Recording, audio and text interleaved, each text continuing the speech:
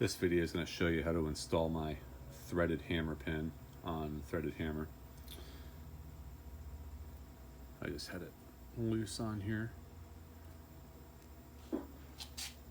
The hammers are polished. I clean them up. You can see the difference. This is from the factory. This is a piece of scrap that I chewed up. But that's how they come from the factory. They're filthy, not polished. I do some polishing work to them before I thread them, or actually after I thread them. But you can see maybe the threads in there. They're kind of tricky to install. I'll show you a couple ideas.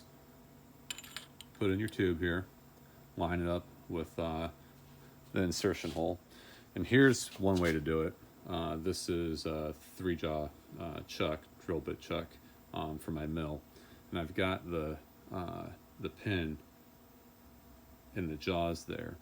And you actually have to tighten it down quite a bit. It's already tight, but tighten it down. And know that no one's going to have this unless they also have a CNC machine or a mill. But your cordless drill, most people have cordless drills. Your cordless drill will have something similar. But do that and then thread it in as far as it'll go.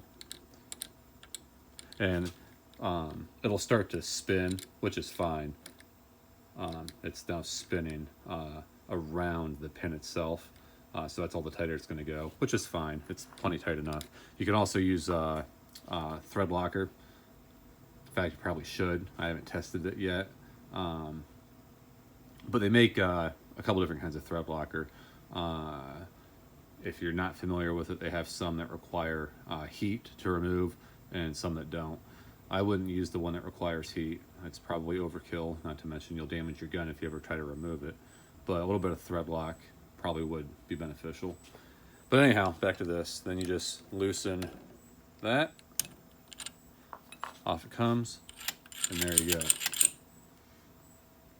And removal is the same way. Make sure your hammer's all the way back.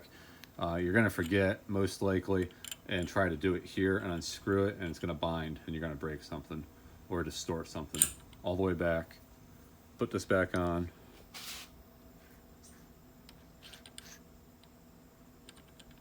Like so.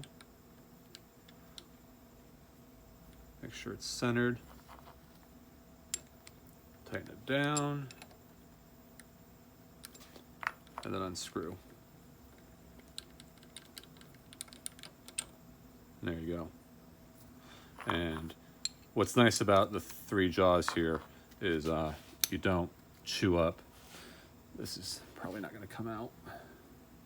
You don't chew up the finish on the pin, which is very easy to do, especially if you try to do one of these numbers and just put it in a pair of vice grips, which is what you're going to try because nobody has special tools. You do this, it's going to chew it all up. I have one here that's chewed up, unless I throw it out.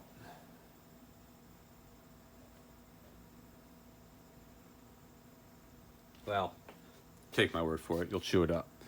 If you don't have a 3-jaw chuck of any kind, what you can do is find a piece of brass, something soft, brass or aluminum. Bend it to shape. Tuck it over. Where'd my vice grips go that I just had?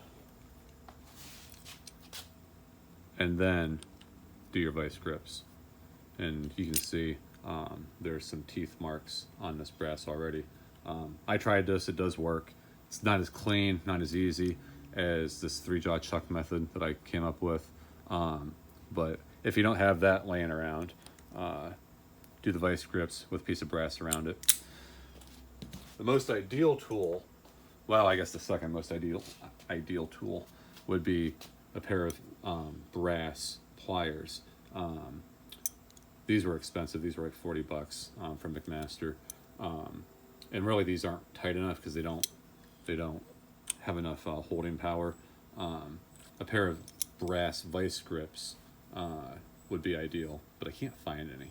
I found brass pliers and some brass needle nose, but no brass vice grips. But something like this might work enough. Just a softer steel, or not steel, a softer metal than this steel. But there you go. Hope that helps you install it. They're kind of tricky to install, but it's well worth it. After the gun's back together, the action really does operate a lot more smoothly. Good luck.